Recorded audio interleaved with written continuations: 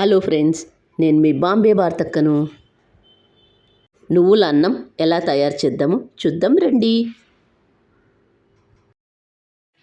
నువ్వుల అన్నాన్ని లంచ్ బాక్స్లకు పెట్టేటప్పుడు కొద్దిగా చల్లారిన తర్వాత పెట్టండి. లేకపోతే అన్నం ఆ వేడికి వాళ్ళు తినే టయానికి పాడైపోతుంది. కాబట్టి కొద్దిగా చల్లారిన తర్వాత పెట్టండి లంచ్ బాక్స్లకు పెట్టేటప్పుడు. నువ్వులలో పాల కన్నా కాల్షియం ఎక్కువగా ఉంటుంది కాబట్టి మోకాళ్ళ నొప్పులు ఉన్న వాళ్ళు ఈ విధంగా చేసుకొని తిన్నట్లయితే బాగుంటుంది. బియ్యం 1 కప్, నల్ల నువ్వులు లేనట్లయితే తెల్ల నువ్వులు 2 టేబుల్ స్పూన్స్, ఎండుమిర్చి 6, మినప్పప్పు 2 టేబుల్ స్పూన్స్, కరివేపాకు, 1 కప్పు బియ్యం కుక్కర్లో వేసుకొని శుభ్రంగా వాష్ చేసుకోవాలి.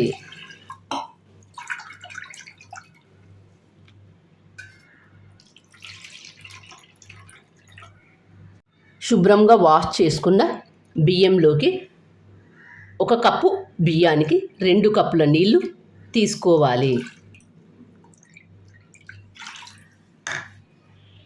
అన్నం పొడి పొడిగా ఉండడం కోసం 1/2 టేబుల్ స్పూన్ ఆయిల్ వేస్తున్నాను. కుక్కర్కు మూత మూసి వెయిట్ పెట్టుకోవాలి. గ్యాస్ ఆన్ చేసుకొని కుక్కర్ పెట్టుకోవాలి. కుక్కర్కు 2 విజిల్స్ వచ్చిన తర్వాత గ్యాస్ ఆఫ్ చేసుకోవాలి. కుక్కర్కున్న ఆవిరంతా పోయిన తర్వాత మూత తీసి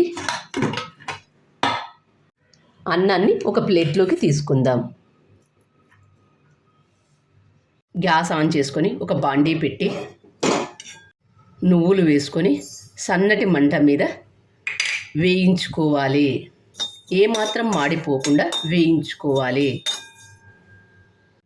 నువ్వులలో కాల్షియం బాగా ఉంటుంది కాబట్టి నువ్వుల అన్నం చేసుకుంటే చాలా బాగుంటుంది. పాలల్లో కన్నా కాల్షియం నువ్వులలో ఎక్కువగా ఉంటుంది కాబట్టి నువ్వుల అన్నం చేసుకొని తింటే చాలా బాగుంటుంది. నువ్వులు వేగినది లేనిది ఎలా తెలుస్తుందంటే నువ్వులు చిటపటలాడినట్లయితే నువ్వులు వేగినట్లు. ఇలా బాగా వేయించుకున్న నువ్వులను ఒక ప్లేట్లోకి తీసుకుందాం.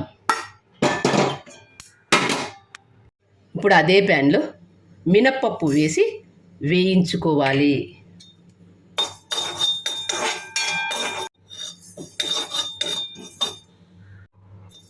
ఇలా బాగా వేయించిన మినప్పప్పును ఒక ప్లేట్లోకి తీసుకుందాం.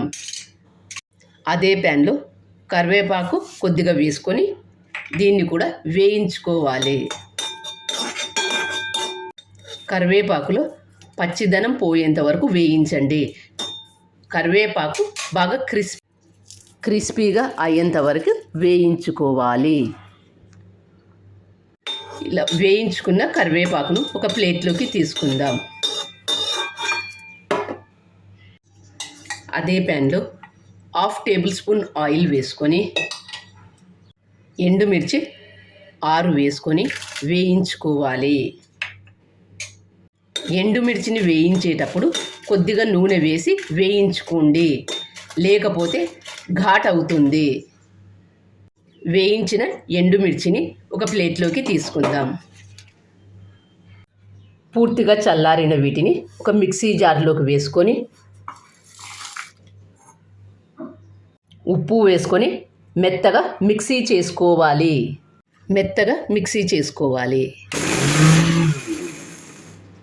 వేడి వేడి అన్నంలో ఇలా మిక్సీ చేసుకున్న పొడిని ఇందులో వేసి కలుపుకోవాలి.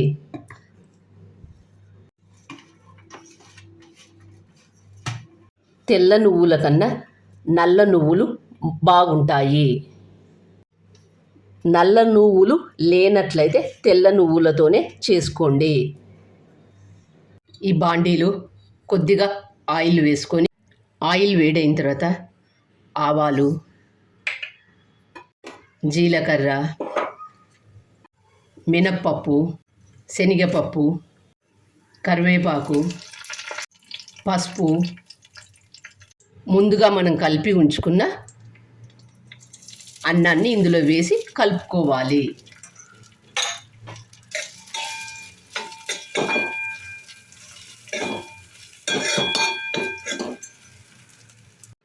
ఒక నిమిషం పాటు ఉంచి ఒకసారి అంతా బాగా కలుపుకొని గ్యాస్ ఆఫ్ చేసుకోవాలి. మనం తయారు చేసుకున్న నువ్వుల పొడిని అంతా ఒకేసారి అన్నంలో వేసి కలుపుకోవద్దు. అన్నానికి అవసరమైనంత వేసి కలుపుకోవాలి. మిగిలినది తీసి పెట్టుకోండి. చూస్తుంటేనే నూరూరుతుంది కదా నువ్వుల అన్నం. ఇంకెందుకు ఆలస్యం, మీరు కూడా తప్పక ట్రై చేయండి. మీకు ఎలా వచ్చిందో నాకు కామెంట్ చేసి చెప్పండి. ఈ నువ్వుల అన్నాన్ని దేవునికి నైవేద్యంగా కూడా పెట్టవచ్చు. Thank you for watching.